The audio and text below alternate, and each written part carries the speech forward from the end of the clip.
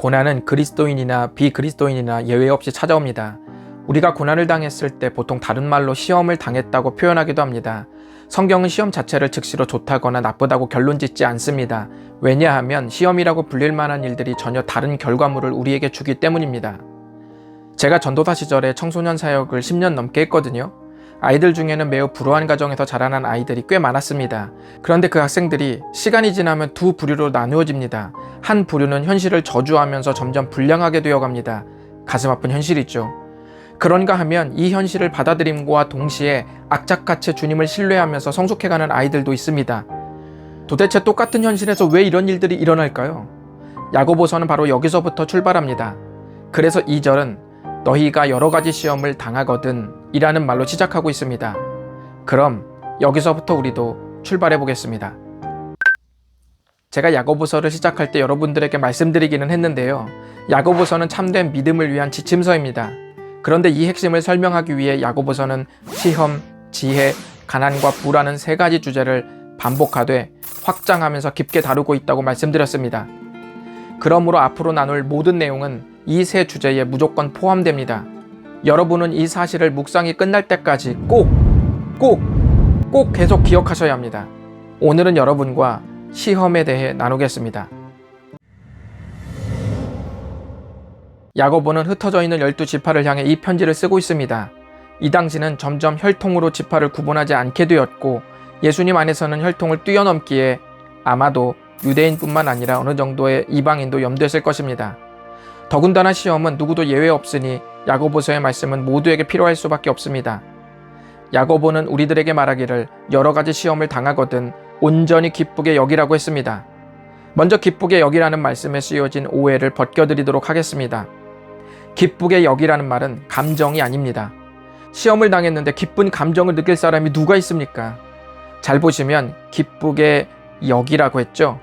기쁘게 여기라는 말은 감정 통제가 아니라 생각을 향한 명령입니다.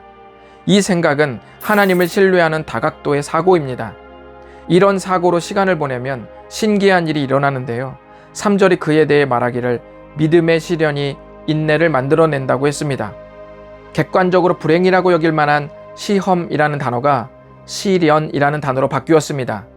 우리말 성경에서는 구분이 안 되지만 이 시련이라는 의미는 하나님의 시선으로 재해석된 시험을 말하는 겁니다. 하나님을 신뢰하는 다각도의 시선으로 현실을 이리저리 보다가 새롭게 깨닫는 의미가 있는 거예요.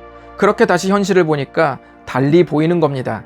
달리 보이는 현실을 시련이라고 말하고 그렇게 보낸 시간을 인내라고 말하는 겁니다.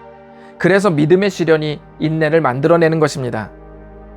우리가 숨겨진 의미를 찾기 위해서는 1차원적인 평가를 보류해야 됩니다. 예를 들면 여행 가면 좋습니다.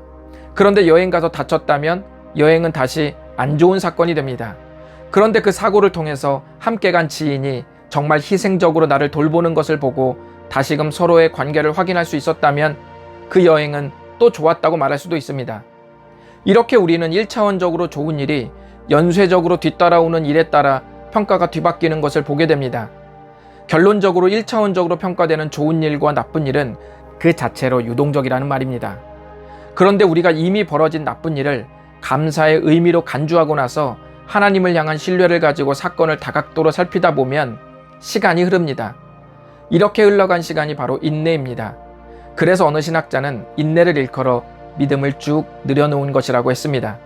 믿음을 쭉 늘여놓은 시간들이 불행하다고 여길 만한 사건을 재해석시키고 그 안에 담긴 하나님의 마음을 헤아리게 합니다. 이런 사람에게 시험은 불행이라는 1차원적 평가를 넘어서서 믿음의 시련이 되는 것입니다. 그래서 야고보는 우리의 인생이 인내로 하여금 모든 시험을 준비할 수 있게 하라고 요청합니다. 그런 의미에서 4절은 이렇게도 말할 수 있습니다. 성경책과 비교해 보시죠. 인내가 우리로 하여금 시험 앞에서 온전히 온전하게 하며 조금도 온전하지 못하는 일이 없도록 하려 함이라. 무슨 말입니까? 인내가 결국 우리를 구한다는 것입니다. 그럼에도 불구하고 사람들 중에는 성향상 잘 참아낸다고 말하는 사람들이 있습니다. 또 목표가 있어서 잘 참는다고 말하는 사람들도 있습니다. 불편한 갈등이 싫기 때문에 잘 참는다고 말하는 사람들도 있습니다. 저 같은 평화주의자가 그럴 거예요. 이렇게 참는 건 야고보서에서 말하는 인내가 아닙니다. 어설픈 인내로 자신을 잘 참는 사람이라고 스스로를 방치하다가 어느 날 나의 인내가 바닥날 때 불안과 걱정에 휩싸이고 뒤늦게 변칙적인 방법을 쓰며 자괴감을 느끼곤 합니다. 난 원래 이런 사람이 아니었는데. 여러분, 우리의 모든 것을 지켜주는 것은 인내입니다. 인내는 믿음의 시련으로 만들어지고 믿음의 시련은 불행하다고 여길 만한 시험거리를 감사한 일로 간주하고 하나님을 신뢰하는 시선으로 다르게 생각해 볼 때 깨달아집니다. 인내가 여러분으로 하여금 시험 앞에서 온전히 온전하게 하며 조금도 온전하지 못하는 일이 없도록 만들어줄 것입니다.